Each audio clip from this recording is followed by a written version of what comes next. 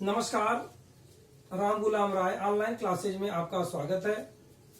आज हम लोग राष्ट्रीय शिक्षा नीति 1986 के बारे में पढ़ेंगे। डीएलएड द्वितीय सेमेस्टर द्वितीय प्रश्न पत्र पाठ्यक्रम के अंतर्गत एक महत्वपूर्ण विषय वस्तु है राष्ट्रीय शिक्षा नीति 1986। इसका अध्ययन हम लोग आज करेंगे। गत वीडियो में हम लोगों ने राष्ट्रीय शिक्षा नीति 1986 के दस्तावेजों के बारे में अध्ययन किया। जो दस्तावेज 12 भागों में बांटे गए थे, उनका हमने क्रमवार अध्ययन किया। आज हम उसके अगले क्रम में उसकी कार्य योजना के बारे में अध्ययन करेंगे। जैसा कि राष्ट्रीय शिक्षा नीति 1986 का निर्माण यानी यह एक कार्य योजना और क्रियान्वयन दोनों एक साथ समाहित था और 1951 से लेकर 1983 तक के बीच के समस्त बिंदुओं का अध्ययन कर उसके उपरांत उसमें सुझाव और क्रियान्वयन के कार्यक्रम प्रस्तुत किए गए। कार्य योजना कुल 24 भागों में बांटी गई थी।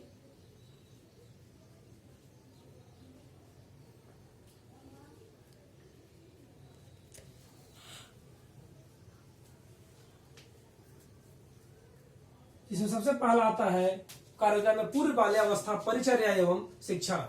पूर्व बाल्यावस्था परिचर्या एवं शिक्षा।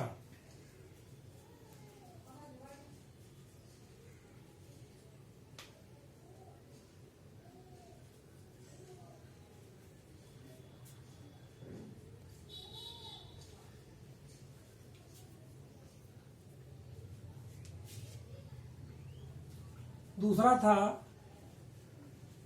प्रारंभिक शिक्षा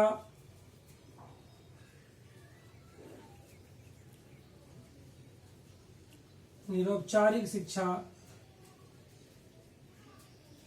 और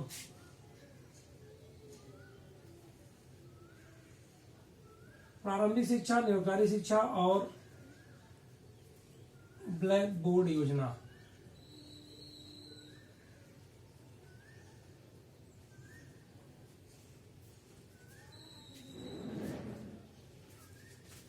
हम इन दो बिंदुओं पर चर्चा करते हैं। पूर्व बाल्यावस्था और परिचर्या।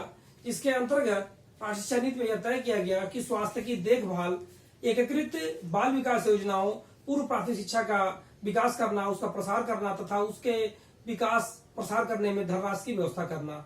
इसका मूल उद्देश्य था स्वास्थ्य और पोषण, यानी 6 वर्ष के बच्चों के अंदर स्वास्थ्य और पोषण की पूरी व्यवस्था सुनिश्चित करना। यह पहले कार्य योजना के अंतर्गत निश्चित किया। दूसरा तो प्रारंभिक शिक्षा, निरौपचारिक शिक्षा और ब्लैक बोर्ड योजना। इसमें 3 बिंदु समाहित हैं। पहला प्रारंभिक शिक्षा। प्रारंभिक शिक्षा के लिए उन्होंने इस शिक्षा के सार्वभौमिकरण के लिए प्राथमिक स्तर के विद्यालयों को 1 किलोमीटर के अंदर स्थापित करने की बात की और वहीं उच्च प्राथमिक को 3 किलोमीटर के अंदर स्थापित करने की बात की। इन सभी के साथ औपचारिक शिक्षा को महत्व देने के साथ निरौपचारिक शिक्षा का भी महत्व दिया गया कि आवश्यकता अनुसार निरौपचारिक शिक्षा की व्यवस्था किया जाए तथा ब्लैक बोर्ड योजना के अंतर्गत विद्यालयों के न्यूनतम शिक्षण सामग्री की व्यवस्था की जाए, जिसमें 2 कमरे, ब्लैक बोर्ड, चाक, डस्टर, प्रयोगशाला, लाइब्रेरी, पुस्तकालय, इन सभी चीजों के लिए निश्चित अनुदान की व्यवस्था की गई। प्रत्येक विद्यालय के पास इतनी सामग्री हो, इस बात को शिक्षा नीति 1986 ने स्वीकार किया। और उसी के क्रम में जो हमारा अगला बिंदु है माध्यमिक शिक्षा एवं नवोदय विद्यालय।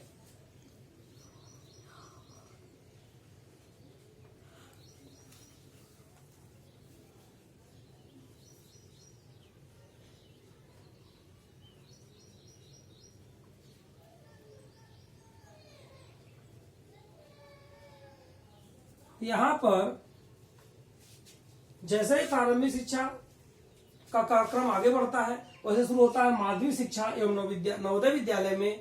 माध्यमिक शिक्षा एवं नवोदय विद्यालय के अंतर्गत सबसे बड़ी बात थी माध्यमिक शिक्षा का प्रसार कैसे किया जाए तथा इसके उन्नयन के बारे में क्या विचार किए जाए। स्कूल खोलने से लेकर के इसकी दशा सुधारने तक की बात इसमें की गई और माध्यमिक स्तर तक के विद्यालय की स्थापना भी किया गया। यानी माध्यमिक स्तर के विद्यालय के समतुल्यता को देखते हुए नवोदय विद्यालय की स्थापना की बात भी शिक्षा नीति ने तय किया। इसमें आपने यहाँ देखा ब्लैक बोर्ड योजना और यहाँ आपने देखा माध्यमिक विद्यालय की दशा सुधारने के साथ नए स्कूल खोलने एवं नवोदय विद्यालय की स्थापना की बात की गई। इसके बाद जो दूसरा था शिक्षा का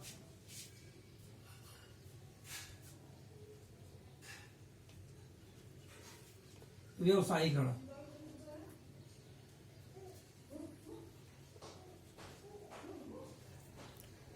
इसके बाद अगला जो क्रम है वो है उच्च शिक्षा का।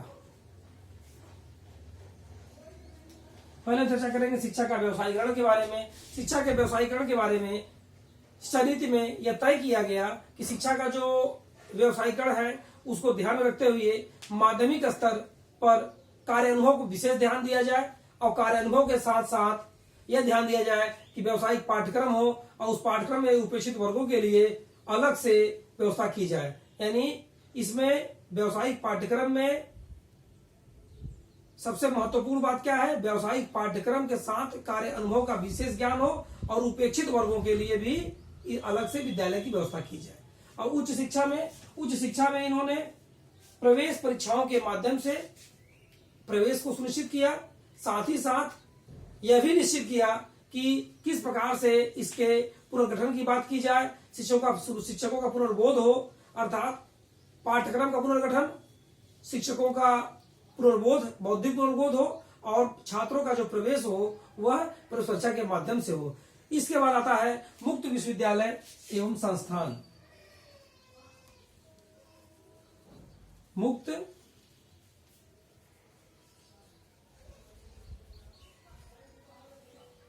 विश्वविद्यालय एवं संस्थान। इसी के बाद क्रम आता है ग्रामीण विश्वविद्यालय एवं संस्थान। यहाँ पे ग्रामीण विश्वविद्यालय एवं संस्थान।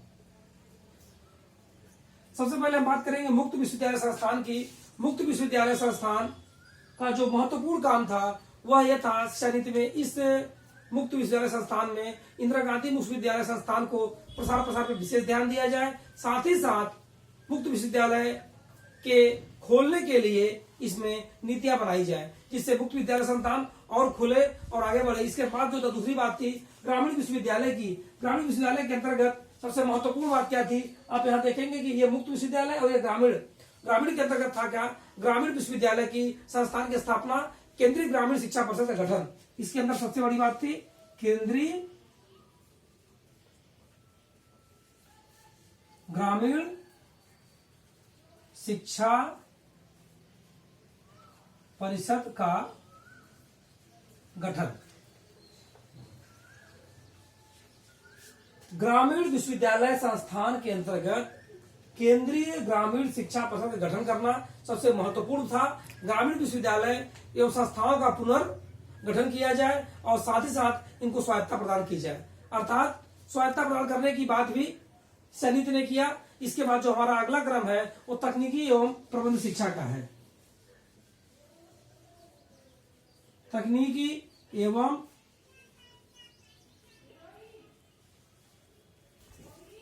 प्रबंध शिक्षा। हम ध्यान देख रहे तकनीकी एवं प्रबंध शिक्षा। तकनीकी एवं प्रबंध शिक्षा के अंतर्गत अखिल भारतीय स्तर पर इसकी तकनीकी विद्यालय की स्थापना की बात, राज्यों के स्तर पर विद्यालय की स्थापना की बात, AICTE के माध्यम से यह व्यवस्था की गई और तकनीकी प्रबंध शिक्षा में इसका बहुत महत्वपूर्ण योगदान था। अगला था प्रणाली को कार्यकारिणी बनाना। प्रणाली जो हमारी है वो कार्यकारिणी कैसे बने, इसके विषय में सबसे महत्वपूर्ण बात थी शिक्षकों के लिए उनके दायित्व तय किए जाए, शिक्षक और छात्र के बीच में संबंध स्थापित किया जाए तथा यह व्यवस्था की जाए कि क्षेत्र विशेष के लिए जो अनुशासनात्मक व्यवस्था है वह सुचारू ढंग से चले। अगला बिंदु था उपाधियों की रोजगार से विलक्षणता एवं मानव शक्ति का नियोजन। उपाधियां जो है वो रोजगार से अलग हो, इसके लिए राष्ट्रीय परीक्षा प्रणाली की व्यवस्था की जाए जिससे कि एक प्रकार से परीक्षा लेकर के उस क्षेत्र विशेष के लिए क्षेत्र विशेष की परीक्षा की व्यवस्था की जाए जिससे उस रोजगार उन्मुख कार्यक्रम चलाया जा सके। अगला है अनुसंधान एवं विकास। अनुसंधान एवं विकास के अंतर्गत पाठ्यक्रम का विकसित करना, अनुसंधान हेतु प्रतिभाओं की चयन करना तथा शिक्षक जो सेवा में है उन्हें अनुसंधान के लिए प्रेरित करना। इसके बाद जब हम ये देखते हैं इन क्रमों को तो एक बार पुनः आप देखें। रोक दिए क्यों बेटा? पूर्व बाल्यावस्था परिचर्चा एवं शिक्षा, प्रारंभिक शिक्षा एवं औपचारिक शिक्षा और ब्लैक बोर्ड योजना, माध्यमिक शिक्षा एवं नवोदय विद्यालय शिक्षा का व्यवसायीकरण, उच्च शिक्षा के संदर्भ में सुझाव, मुक्त विश्वविद्यालय एवं संस्थान, ग्रामीण विश्वविद्यालय एवं संस्थान के अंतर्गत केंद्रीय ग्रामीण शिक्षा परिषद का गठन, तकनीकी एवं प्रबंध शिक्षा, के अंतर्गत AICTE का गठन, प्रणाली को कार्यकारी बनाना और उपाधियों की रोजगार से विलकता एवं मानव शक्ति का परीक्षण यानी राष्ट्रीय परीक्षण। यहां पे एक बात आई, राष्ट्रीय परीक्षण प्रणाली। और अनुसंधान एवं विकास में सबसे महत्वपूर्ण बात थी प्रतिभाओं की खोज करना तथा जो शिक्षक कार्यरत हो उनको भी आगे ले आना। इसके बाद हम अपने अगले वीडियो क्रम में शेष जो बची हुई इनकी कार्य योजनाएं हैं उसके बारे में चर्चा करेंगे। इसी के साथ धन्यवाद।